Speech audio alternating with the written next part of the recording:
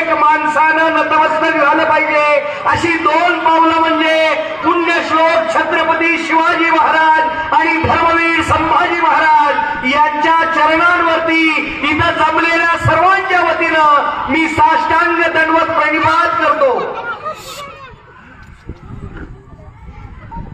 काशी की कला जाती, मथुरा में मस्जिद होती, शिवाजी न होते तो सुन्नत होती सबकी। हे मी म्हणत नाही, हे छत्रपती शिवाजी महाराजांच्या समकालीन असणारे कवी भूषण म्हणतात कि काशी की कला जाती, मथुरा में मस्जिद होती। म्हणजे छत्रपती शिवाजी महाराज जर नसते तर काशी मधलं विश्वेश्वराचं लिंग पण नाहीसं झालं असतं आणि इथं बसलेल्यांचं लिंग पण नाहीसं झालं असतं, ते लिंग पण उद्ध्वस्त झालं असतं आणि आपलं लिंगही छाटलं गेलं असतं जर छत्रपती शिवाजी महाराज नसते तर। जर छत्रपती शिवाजी महाराज नसते तर इथं बसलेल्या आया बहिणींच्या कपाळावरचं कुंकू नसतं, गळ्यामध्ये मंगळसूत्र नसतं, या आया बहिणींना आई म्हणणारं कुणी नसतं आणि पुरुषांना वडील म्हणणारं कुणी नसतं, कारण अशी एक संस्कृती आता फोपावलेली आहे। अशी एक संस्कृती फोपावलेली आहे ज्या संस्कृतीमध्ये आईला आई म्हटलं जात नाही आणि बापाला बाप म्हटलं जात नाही। अशी कुठली पिलावळ आहे तुम्हाला माहितीये ना? जे दिवसातनं 5 वेळा भोंग्यावरून ओरडतात पण अजूनही आम्ही शाणे होत नाही, कारण ते 5 वेळा अजान देऊन तुम्हाला सूचना देऊन इच्छितात, तुम्हाला धमकी देऊ इच्छितात, पण त्या धमकीचा अर्थ तुम्हाला आम्हाला माहित नाही आहे। काय म्हणतात ते त्या धमकीमध्ये? त्या धमकीमध्ये ते म्हणतात ला इलाहा इल्लल्लाह मुहम्मदे रसूलल्लाह। म्हणजे या जगामध्ये एकच अल्लाह आहे आणि त्या एकच अल्लाहचा एकच प्रेषित आहे, त्या प्रेषिताचं नाव मोहम्मद आहे। जे त्या मोहम्मदाला मानतात ते सगळे मुसलमान आणि जे त्या मोहम्मदाला मानत नाहीत, जे त्या अल्लाहला मानत नाहीत ते एक जात सगळे काफर आणि काफरांना जगण्याचा अधिकार नाही।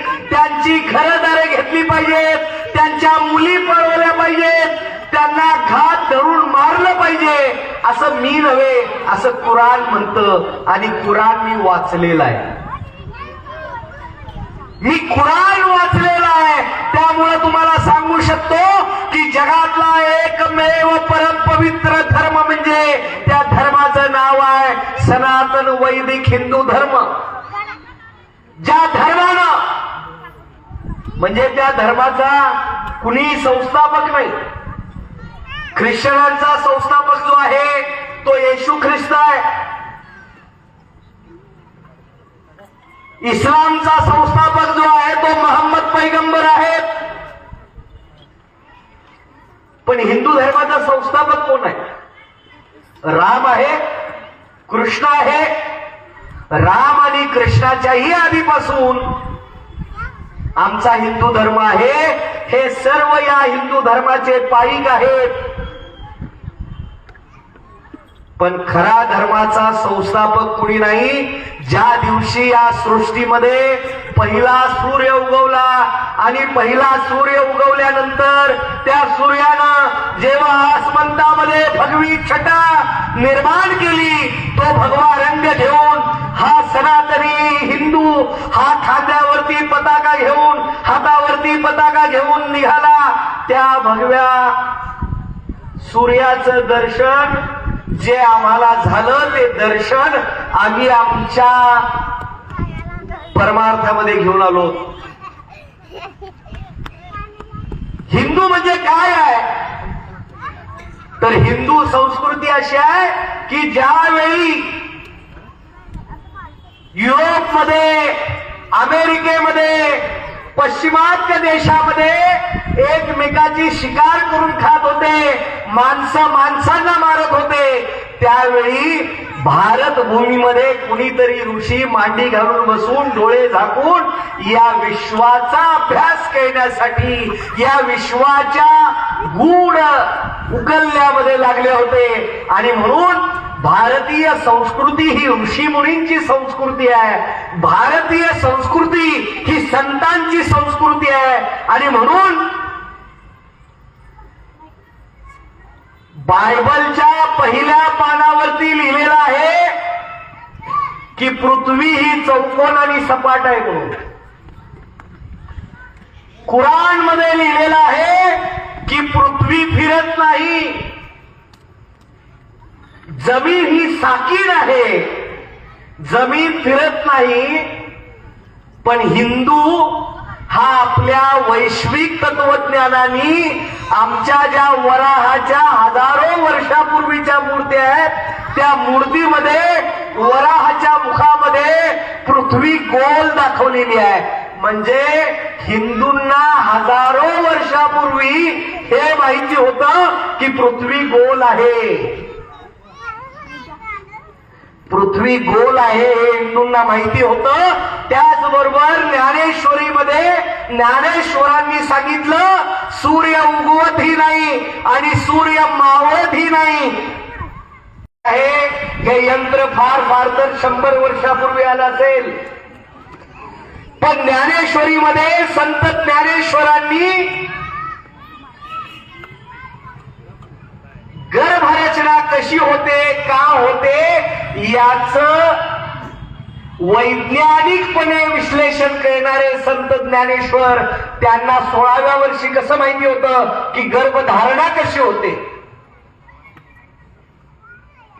म्हणजे आमचं जे तत्वज्ञान आहे ते तत्वज्ञान इतकं महान आहे की आमच्या तत्वज्ञानाने या जगाचे अनेक गूढ उकलण्याची कामं जी आहेत ही गेल्या हजारो वर्षामध्ये केलेली आहेत. आणि म्हणून हिंदू जो आहे हा हिंदू हा जिथं त्याला घरातून बाहेर पडल्यानंतर एखादं मोठं झाड भेटलं तर तो झाडाला नमस्कार करतो, एखादी नदी भेटली तर नदीला माता म्हणून नमस्कार करतो, सूर्य दिसला तर सूर्याला नमस्कार करतो, चंद्र दिसला तर चंद्राला नमस्कार करतो, पर्वत दिसला तर पर्वताला नमस्कार करतो आणि जमीन दिसली तर वंदे मातरम म्हणून जमिनीला नमस्कार करतो. ही आमची हिंदू संस्कृती जी आहे ही हिंदू संस्कृती जगामध्ये महान यासाठी होतीये की आम्हाला हातामध्ये तलवार घेऊन आमच्या धर्मानं कुठल्याही संस्कृतीवर कधीही अतिक्रमण केलं नाही, कधीही आक्रमण केलं नाही. कारण हिंदू धर्माला हातामध्ये तलवार घेऊन कुणावर आक्रमण करण्याची गरज कधीच वाटली नाही, जी गरज आज इस्लामला वाटतेय. इस्लाम एका वाळवंटामध्ये जन्माला आला आणि आज रोजी पृथ्वीवरती 57 देशामध्ये इस्लाम आहे. पण कशाच्या जोरावर? तलवारीच्या जोरावर, भीतीच्या जोरावर. भारतामध्ये देखील 8व्या शतकामध्ये इस्लाम या ठिकाणी आला. त्यानंतर 12व्या शतकामध्ये अल्लाउद्दीन खिलजीच्या रूपानं महाराष्ट्रामध्ये पहिलं आक्रमण जे आहे ते अल्लाउद्दीन खिलजीनं केलं. आणि त्यावेळी तुमच्या आमच्या सगळ्यांचं भाग्य असं होतं की महाराष्ट्रामध्ये त्यावेळी संत ज्ञानेश्वर होते. संत ज्ञानेश्वरांनी ते इस्लामी अतिक्रमण, इस्लामी आक्रमण पाहिलं आणि ज्ञानेश्वरांनी तळागाळातल्या आमच्या सर्व संतांना हाक मारली. कुणी गोळा कुंभार, कुणी चोखा मेळा, कुणी नामदेव शिल्पी, कुणी जनाबाई, कुणी कबीर, या सगळ्यांना हाक मारली. आणि हाक मारून पंढरपूरच्या वाळवंटामध्ये मूळना डाळ शाखाना पल्लव तुहा ऐसा देवा माघरी, निर्गुणपणे उभा सगुणपणे शोभा, जीव शिव कळा दावी हरी, असं म्हणून हा भगवा ध्वज जो आहे हा प्रत्येक वारकऱ्याच्या खांद्यावर दिला. आणि तो वारकऱ्याच्या खांद्यावर देऊन आज हा भगवा ध्वज वारकरी संप्रदायाच्या निमित्ताने गावागावामध्ये, गल्ली गल्लीमध्ये, घराघरामध्ये पोचलेला आहे, मनामनामध्ये पोचलेला आहे, मन मस्तिष्कामध्ये पोचलेला आहे. आणि म्हणून आजचं हिंदू संमेलन आहे. म्हणून आजचं हिंदू संमेलन आहे. आजचं हिंदू संमेलन राष्ट्रीय स्वयंसेवक संघाला 100 वर्ष पूर्ण झाले. त्या निमित्ताने देशामध्ये 3 लाख हिंदू संमेलन होणार आहेत. या 3 लाख हिंदू संमेलन कशासाठी आहेत? तर संघाने गेले 100 वर्ष जो यज्ञ आरंभ केलेला आहे त्या यज्ञामध्ये आहुती देण्यासाठी संघाच्या हजारो स्वयंसेवकांनी आपल्या जीवाचं बलिदान या कार्यासाठी दिलेलं आहे. कशासाठी दिलंय? तुमच्या आमच्या येणाऱ्या पिढ्यांसाठी बलसागर भारत हो, विश्वात शोभुनी राहो, यासाठी हे बलिदान दिलेलं आहे. या देशाचे पहिले पंतप्रधान जवाहरलाल नेहरू यांनी सांगितलं की मी अपघाती हिंदू आहे, मी ऍक्सिडेंटल हिंदू आहे, माझे आई आणि माझे वडील हिंदू आहेत म्हणून मी हिंदू आहे, पण मला गाढव म्हणा, हिंदू म्हणू नका. बघा नेहरू काय म्हणतात, मला एक वेळ गाढव म्हणा पण मला हिंदू म्हणू नका. असं म्हणण्याचा जो स्वतंत्र भारताचा प्रवास आहे तो गेल्या 100 वर्षामध्ये संघाच्या कार्यामुळे आज देशातला प्रत्येक हिंदू म्हणतोय गर्व से कहो हम हिंदू है, गर्व से कहो हम हिंदू है. इथपर्यंत हा प्रवास हा संघाच्या अविरत निरंतर कार्यक्षमतेमुळे आज आपण इथं येऊन थांबलेलो आहोत. आपण इथपर्यंत का पोहोचलोय? कोण कुठला बाबर? तो बाबर भारतामध्ये येतो आणि आमचं श्रद्धास्थान असणाऱ्या अयोध्येच्या श्रीरामाचं मंदिर तोडतो आणि तिथं बाबरी ढाचा उभा करतो. त्यावेळी देशामध्ये काही हिंदू नव्हते? होते की, पण विभागलेले. रामाचं आम्हाला काय करायचं? तिथले लोक बघून घेतील, ते लोक बघून घेतील, हे लोक बघून घेतील, आम्ही घरातून बाहेर पडणार नाही. ही जी हिंदूंची मानसिकता आहे, या हिंदूंच्या मानसिकतेमुळे अयोध्येतल्या रामाला 500 वर्ष तंबूमध्ये राहावं लागलं. आणि जेव्हा संघाने या देशामध्ये 92-93 ला आंदोलन उभं केलं, त्या दिवशी तो बाबरी ढाचा जो आहे, जो परकीय आक्रमकानं तिथलं मंदिर तोडून ढाचा उभा केला होता, तो ढाचा पडला, तो उद्ध्वस्त झाला, तो हिंदू शक्तीने केला, हिंदू शक्तीने केला. त्या दिवशी इंग्लंडच्या वृत्तपत्रामध्ये एक अग्रलेख आला होता. त्या अग्रलेखाचं शीर्षक असं होतं की भारतातला हिंदू आता कूस बदलतोय. भारतातला हिंदू 500 वर्षानंतर कूस बदलतोय आणि हा कूस बदलणारा जो हिंदू आहे तो 2014 मध्ये चालू लागला. आणि 2014 मध्ये दिल्लीच्या तख्तावरती, दिल्लीच्या सिंहासनावरती एक हिंदू राजा विराजमान केला. ती संघाची तपस्या आहे. ही संघाची तपस्या आहे की पुन्हा एकदा बऱ्याच वर्षानंतर दिल्लीच्या तख्त सिंहासनावरती हिंदू राजा विराजमान झाला. आणि हिंदू झाल्यानंतर काय होतं? तर जे राम मंदिर 500 वर्ष पडलं होतं, 500 वर्ष आमचे रामलला एका तंबूमध्ये राहत होते, तिथं पुन्हा एकदा स्वाभिमानानं, अभिमानानं, तोला मोलानं राम मंदिर उभं राहिलं. आणि ज्या दिवशी राम मंदिर उभं राहिलं सगळ्या विश्वामध्ये, सगळ्या जगामध्ये लोकांनी टीव्ही वरती राम मंदिराचं प्रेक्षेपण पाहिलं आणि तो जो हिंदूंच्या मनामध्ये अभिमान, स्वाभिमान निर्माण झाला, तो स्वाभिमान आपल्याला इथून पुढच्या काळामध्ये देखील पूर्ण विश्वामध्ये घेऊन जायचा आणि या हिंदू संस्कृतीला, या भारत मातेला आपल्याला परम नेतुमाम स्वराष्ट्रम, परम वैभवाम नेतुमाम स्वराष्ट्रम, परम वैभवाकडं या भारत मातेला आपल्याला घेऊन जायचं आहे. पण आपल्याला अडचण कशाची आहे? तर अडचण आहे या देशामध्ये मध्येच खदखदत असणाऱ्या लांडेगिरीची. म्हणजे काय? काल परवा इराणवरती बॉम्ब पडले, इराणचा खेमिनी मेला. इराणचा खेमिनी मेल्यानंतर भारतामधले जे मुसलमान आहेत ते छाती बडवून घ्यायला लागले. अरे का छाती बडवून घेताय? तुमचा बाप मेला का? तुमचा बाप मेला का? तुम्ही राहता इथं, खाता इथं, मेल्यानंतर याच मातीमध्ये तुम्ही दफन होणार आहात. आणि कोण कुठला तो इराणचा खेमिनी मेल्यानंतर इथं छात्या बडवून घेताय. वाईट काय आहे?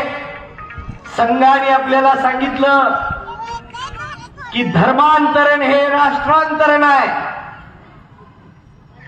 हे सांगून पण 100 वर्ष आम्हाला सांगताय संघ. धर्मांतरण हे राष्ट्रांतरण आहे. आजच्या हिंदू संमेलनामध्ये मी तुम्हाला सांगू इच्छितो की इथं बसलेले सर्वांचे पूर्वज हे अतिशय धाडशी होते. ते धाडशी होते म्हणून आज तुम्ही हिंदू आहात. त्यांनी तलवारीच्या जीवावर सलवार बदलली नाही म्हणून तुम्ही आज हिंदू आहात. ते जर तलवारीला भिवून आपली सलवार त्यांनी बदलली असती तर आज परम पवित्र अशा हिंदू धर्मामध्ये तुम्ही नसता. तुम्हालाही दाढी वाढवून, काहीतरी कट करून नमाज पडावी लागली असती. जसं म्हटले काशी की कला जाती मथुरा में मस्जिद होती. अहो जर अल्लाला वाटत असतं की तुमचं कटिंग करूनही डायरेक्ट पाठवावं, त्याच्या हातात असतं, तर खाली आल्यावर कटिंग करायची काय गरज होती? पण ती गरज लागतीये जर या देशामध्ये जन्माला येणारा प्रत्येक माणूस हिंदू म्हणून जन्माला येतो आणि खाली आल्यानंतर त्याचं कटिंग करून त्याला मुसलमान बनवलं जातं. ही क्रिया आहे. जे जे लोकांनी धर्म परिवर्तन झालेलं आहे ते भिवून तलवारीच्या जोरावर झालेलं आहे. आणि म्हणून तुमचे आमचे पूर्वज, मग ते वाल्या कोळी असतील, ते महावीर असतील, ते बौद्ध असतील, ते डॉक्टर बाबासाहेब आंबेडकर असतील, हे सगळे लोक जे आहेत हे सगळे लोक महान पराक्रमी, महान प्रतापी आहेत की त्यांनी आपला धर्म बदलला नाही.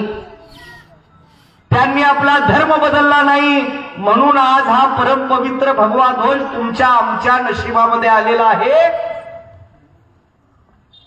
धर्मांतरण हे राष्ट्रांतरण आहे. याचं उदाहरण मी तुम्हाला एकच सांगतो की त्या इराणला काश्मीर मधल्या लोकांनी 600 कोटी रुपये दिले. किती दिले? 600 कोटी रुपये दिले. आणि ते 600 कोटी रुपये दिल्यानंतर इराणनी थँक्यू इंडिया असं ट्विट केलं. आणि थँक्यू इंडिया असं ट्विट केल्यानंतर काश्मीर मधल्या मुसलमानांनी इराणला खाली ट्विट केलं की आम्हाला इंडिया म्हणू नका, आम्हाला इस्लाम ए काश्मीर म्हणा. का हो?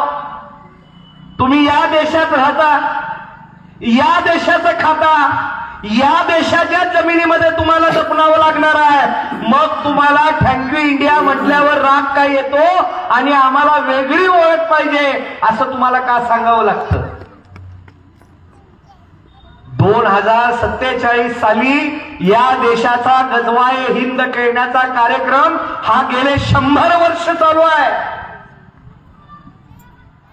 ते 5 वेळा नमाजातून सांगतात, 5 वेळा ते आजारात सांगतात की तुम्हाला जगायचं असेल तर मुस्लिम व्हावं लागेल. तुम्ही मला सांगा, इथं अनेक माया बहीण माता भगिनी आहेत जो मदरशामध्ये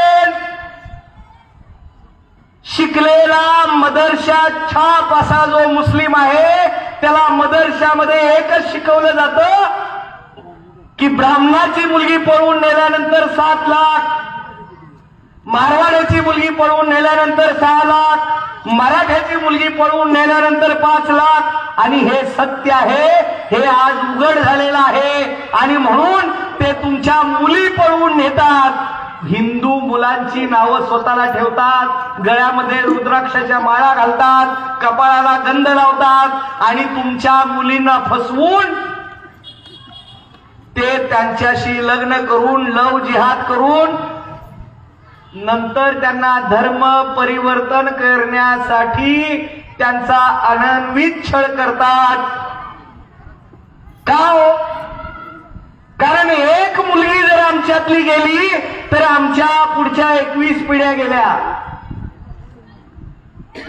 आमची एक महिला गेली तर मागच्या आणि पुढच्या 25, मागच्या 21 आणि पुढच्या 21 अशा 42 पिढ्या गेल्या.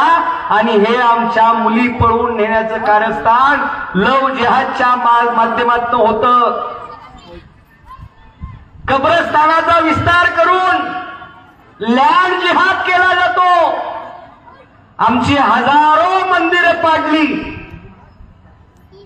मी एक शिल्पकार आहे, मला वाईट वाटतं की या लोकांना औरंगजेबासकट, बाबरासकट, हुमायूं अकबरासकट या लोकांना ही का बुद्धी होते की एखादं चांगलं मंदिर दिसलं, एखादं चांगलं शिल्प दिसलं तर ते फोडायचं कसं एवढा विचार ते करतात. म्हणजे उद्ध्वस्त करण्याची मानसिकता असलेले हे लोक, ज्यांनी हिंदूंची हजारो मंदिरं तोडली. छत्रपती शिवाजी महाराज ज्यावेळी सिंहासनावर बसले, राज्याभिषेक झाला, त्यावेळी हातामध्ये पाणी घेऊन छत्रपती शिवाजी महाराजांनी शपथ घेतली, मी काशीचा विश्वेश्वर, अयोध्येचा राम आणि मथुरेचा कृष्ण आणि या भारतातली सगळी मंदिरं मुक्त करेन. आता ती शपथ राष्ट्रीय स्वयंसेवक संघाने अयोध्येला मुक्त करून केलेली आहे. आता राहिला काशी आणि मथुरा. अयोध्या तो झाकी है, काशी मथुरा बाकी है. जे अयोध्येमध्ये झालं ते आपल्याला काशीमध्ये, मथुरेमध्ये करायचं आहे. आपल्या दैवतांना मुक्त करायचं आहे. नवे नवे ही शपथ पुण्यश्लोक छत्रपती शिवाजी महाराजांनी घेतलेली, ती शपथ आपल्या हिंदूंना पूर्ण करायची आहे. कारण इथं जमलेले हे छत्रपती शिवाजी महाराजांचे मावळे आहेत. छत्रपती शिवाजी महाराजांच्या स्वराज्याच्या यज्ञामध्ये तुमचे आमचे पूर्वज हे नक्कीच मावळे म्हणून महाराजांच्या मागे होते. म्हणून आज आपण भगव्या टोप्या घालून इथं बसलोय. जर तुमचे आमचे पूर्वज महाराजांचे मावळे नसते तर आपण आज भगव्या टोप्या घालून इथं बसलो नसतो. आणि म्हणून हे जे हिंदू संमेलन आहे, हे हिंदू संमेलन आपल्या हिंदुत्वाची जागरण करण्यासाठी, आया बहिणींच्या कपाळावरचं कुंकू टिकवण्यासाठी आणि येणाऱ्या इस्लामी आक्रमणाला थोपवण्यासाठी, थांबवण्यासाठी, आपल्यामध्ये अभिमान, स्वाभिमान जागृत करण्यासाठी हे हिंदू संमेलन आहे. भारत हिंदू राष्ट्र है. काही लोक म्हणतात आम्हाला भारताचं हिंदू राष्ट्र करायचं आहे. अरे करायला कशाला पाहिजे? भारत हे हिंदू राष्ट्रच आहे. ते कुणी करायची वेगळी गरज नाही आहे. फक्त तुम्ही आम्ही म्हटलं पाहिजे की होय हे भारत हिंदू राष्ट्र है, हिंदुओं का अभिमान है असं म्हणत आपण घरातनं बाहेर पडलं पाहिजे. हिंदू सारा एक मंत्र हा दाही दिशांना घुमवूया.